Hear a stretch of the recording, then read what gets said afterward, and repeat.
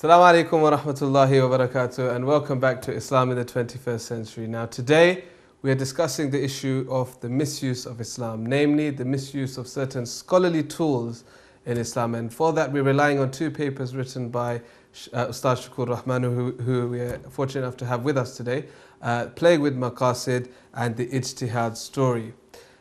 Do join in with this discussion inshallah by logging onto our website. The papers can be found there on www.islam21c.com. Now before the break inshallah, I think we were quite conclusive, Ustaz Shakur and Ustaz Faraz, on what ijtihad and what maqasid is. So I want to move this discussion a bit forward now and ask you, Ustaz Faraz, is how are these scholarly tools now today being misused? What are people doing to misuse these tools? Before that, what I'd like to just touch upon very briefly is that the issue of maqasid, the intents, the aims and goals of the Sharia, it's quite difficult speaking about maqasid because it requires a kind of very detailed knowledge, not just of the Sharia, but also the underpinning intent of the Sharia as well as a whole. Which is why there are very few people that actually spoke about maqasid in any detail at all. Most notably Imam al-Shatibi rahimahullah, and then after him Ibn al-Qayyim. And the earlier scholars, even Usuli scholars, didn't really speak about maqasid in that much detail. And that may be because it's actually not a very strong tool that one might use in terms of arriving at definite conclusions on issues. Hence the question, well, why is it that perhaps that maqasid to a large extent, but also ijtihad, are really being in somewhat championed by modernists nowadays? Why is it, the question arises, why is it that if a tool that wasn't used actually that extensively in the past, why suddenly, and you go into an academic bookshop and you'll see 7 or 8 different textbooks, quite heavy textbooks on maqasid. And the question is, why is that the case? And perhaps the reason is because they're actually quite general and broad in their application. And if they're so general and broad that Allah intended for that one should preserve their religion here, or preserve your intellect here, or because they're so general and broad, then they're also open to misuse and to misrepresentation. So it's a use of its vagueness. People would like to use that as a tool to forward their own agendas, perhaps. I think in some kind of very simple analysis, one might conclude is that there does seem to be this element of abuse, and you use those areas. I mean, why not use kind of more strict and firmer tools or sources of law like the Quran and the Sunnah, the direct text, and why have to revert to these tools and principles? Perhaps the reason is because it's so easy to abuse, and it's so easy to kind of formulate an argument that seems convincing in promoting a particular viewpoint and agenda as well. Just quickly coming in on that, we find in any law the first reference point is the language itself. Okay, that's why you find so many people they spend hours and hours choosing the right words when they establish a law.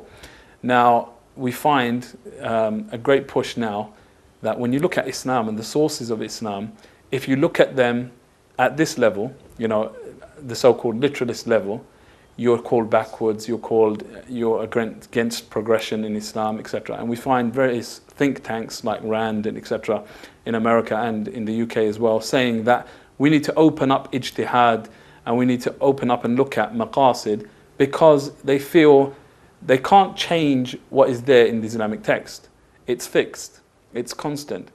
But if you can't change the text itself, then how do you change the text without changing the literal text?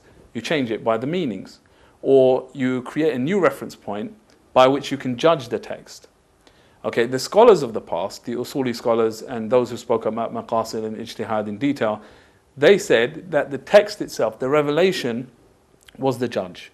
That superseded everything else. Whereas now the push has come to, hang on, here's a rule, so we're going to apply this rule to the revelation itself, so we're going to make it the judge over the text itself. So we're fitting the text in with these general rules. That's right. And not the other way around, which is what you're saying it should be that way around. And it's not something new. It's like the Mu'tazila did it, they applied rational thinking, and then they said, right, whatever fits from the Quran and Sunnah with our rational thought, what they termed as rational thought, their logic, then this is correct. As for that which disagrees, we need to change its meaning, we need to interpret it in a new way, etc.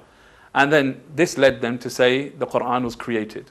And then they were expelled from Islam due to this. So this is one way of looking at it, where it can end up. The whole discussion has an air of suspicion upon those who are trying to implement these tools or misuse or abuse these tools. I mean, Sayyid Haider, would you say there are elements within maybe Western world that really are looking to use these tools to make an Islam that's more conducive to what they want it to be? I think undoubtedly there is, but I think it's not necessarily purely an external endeavor. It's happening from within. It's an influence of bringing various... I mean, you brought up the issue of the Mu'tazilite, for example, and the influence, of course, that was heavy on the Mu'tazilite was the Greek philosophy that was newly incoming into the lands of Islam, into the lands of the Muslims. And I think similarly, certain things have happened in development in Western hermeneutics, for example, and the way in which to read text and what it means, for example, for language and the indeterminacy of language as a sort of primary part of, for example, Derridian thought. I think things like that are influencing Muslims who are sort of scholars of Islamic studies in institutions and universities, and they then bring such tools to bear upon Islamic texts. So what you've got is two alternative frameworks coming, sort of colliding here, and it becomes an issue of, well, which framework are we going to use? And of course then derogatory terms of backwardness and whatever, one is deemed a framework of medieval, of a medieval era, why are we using it today? So I think there is tensions going on. I don't think that's a problem necessarily, and maybe we can elaborate on that a little bit more, because I think one of the things that strikes me very much is something that you said earlier, Faraz, which was that even if a scholar came up with an opinion, for example, Imam Malik, rahimahullah, his opinion of taking the Medina order, I suppose, or what was as consensus, for example, and law, something to create law from. Something that gives me a lot of comfort, in fact, is that there were other scholars who were ready to sort of debate with him and actually put him and press him to kind of really show himself and what's his reasoning and why and what for. And I think it's in that interrogation, in that effort to sort of discuss and discourse and real wrangling over issues, that vitality and dynamism exists. So I think actually the Muslim community needs more institutions where such debate and such, for journals, for example, where such debate and such circulation of ideas can really come to the fore, so that those which are stronger by dint of their textual and historical authority can sort of push and show the ones that are weaker. And I think that actually is something that, as Muslims who we believe to be on the right path, we should actually welcome and say, yeah, come on and bring it on, as it were. I mean, I think the only problem with that, if I can just step in here as well, is that although in theory that's really nice and one would love for that to happen, but in reality what actually happens is established constants in Islam, established issues that for 1400, best part of 1400 years there was no real debate about, suddenly now become questionable. Not just questionable, but actually the issue, they get turned on their head, that what was established as being the correct opinion about an issue suddenly not only becomes perhaps open to ijtihad, but actually becomes incorrect. And that's the whole issue, that really where does the realm of ijtihad, I mean that's the question, where is the realm of ijtihad? In fact, the majority of our issues that Muslims are facing are not issues of ijtihad. Yeah.